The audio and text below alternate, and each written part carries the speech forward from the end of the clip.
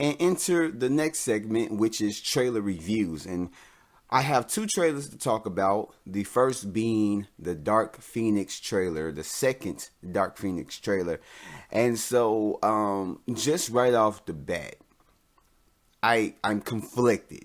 I'm really am conflicted because just purely just watching the trailer, this trailer was awesome. It was really good from how it starts off to how it ends. Now, some of the things I did like about it was just some of the visuals. It looks like it's emotional, it's gripping, and everything else.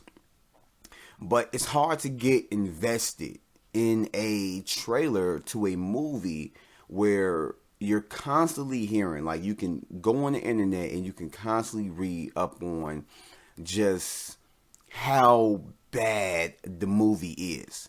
Now, given I haven't seen it, a lot of people that's talking about it have not seen it, but a lot of people, a lot of, reputable, podcasters and stuff have, sources that work closely with the movie and everything else. And they constantly say it. Now, you can take their word for it or not.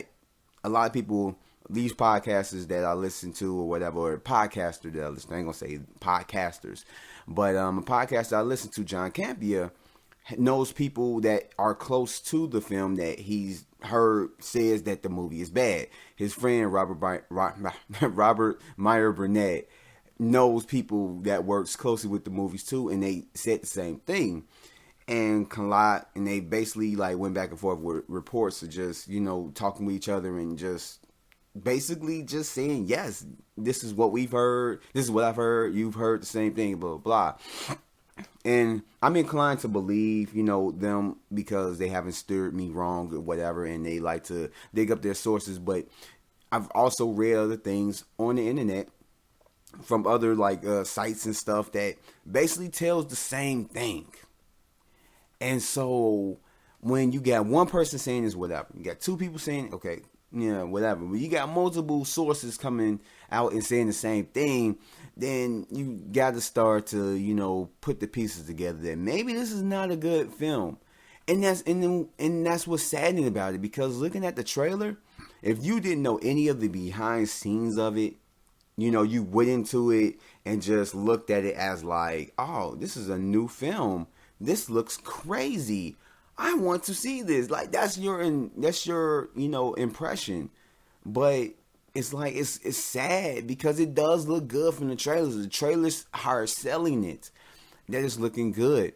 And some of the things that have been pointed out that I can see myself in the trailer is that one of the reports that I've heard, that I've read, was that the script closely similar to the script is closely similar to the script of Last Stand, and that's the third X-Men film that had came out.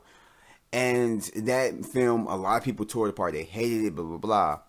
And this film kind of closely resembles that. When you look into it, there is a neighborhood scene, and that's what happened in The Last Stand when Professor X and Magneto were both trying to persuade Jean to go pick which side she wants to go on. They went to her old house, her neighborhood, and everything else. And then you're dealing with the whole from the last from the last trailer, you got her talking to Magneto, saying like, "Are you asking for forgiveness or for permission?" Or no, you didn't come here for forgiveness. You came here for permission, or something like that. She goes to Magneto, and that's what happened in The Last Stand. And then it has to do with a bus scene, well, not bus, train scene, and that's what happens in The Last Stand of somebody getting broken out of the train or something. Just it involves a train nonetheless.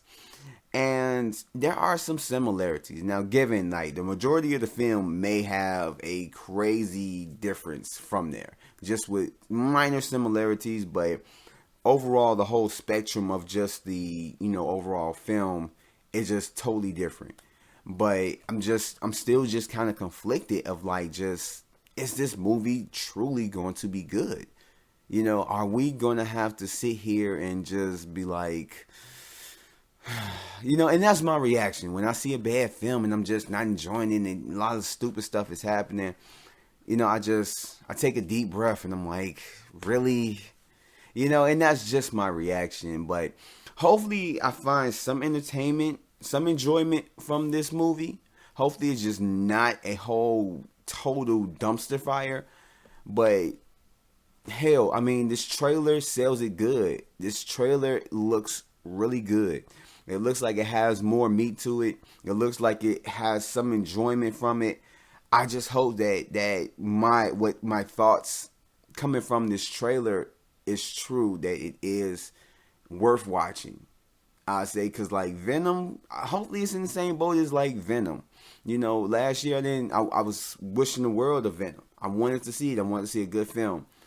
And I ended up coming out of it like it was okay, but it was just not, it was not a great film. It was just a good, decent little film to enjoy. Hopefully I have that expectation from it. But from the trailer, yeah, you get, like, before I even pass on from this, you got Mystique dies.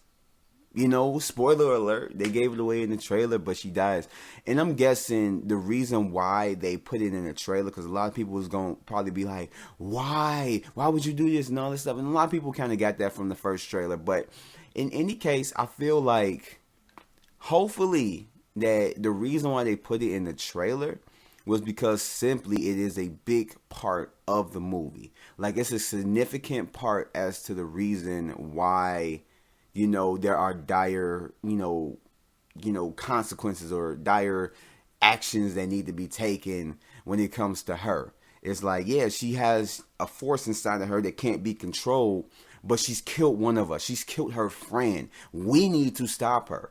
I mean, and you can do that without showing it in the trailers, because that's basically, spoiler alert. I'm about to give out a little spoiler alert. If you have not seen Deadpool 2, this is a big spoiler. But in the movie, his girlfriend dies. She dies in the beginning. And that was a action that propelled his actions throughout the whole movie. And it set the tone for just his character in a whole, for why he was doing what he was doing, why he was doing it, and everything else. So it was a big major part. And they didn't show that in the trailer. They didn't have to show it in the trailer. When you watch the movie, you see it. That was the reason. They probably could have did it the same way, but I think that, I guess either way, depending on what happens, you can do it. This is marketing, so they feel like maybe that was a strong thing to throw up in there, was why, the X-Men need to do what they do, why they need to stop her. And it's like, yeah, Mystique, I was about to say Monique. Mystique is the reason why they need to stop the Dark Phoenix and hopefully separate the Phoenix from her and bring Jean back to where she can just be whatever. But I don't know, like, I feel like if it plays a strong major part throughout the film, then that was maybe reasonable for why they put it in the advertisements. But hey, it's whatever. Like I said, the rest of the trailer looked good. It was an awesome trailer to drop or whatnot. But I'm not mad at it. I'm not mad at it at all. But in any case, that ends my review on that trailer. Let's jump on to the next one.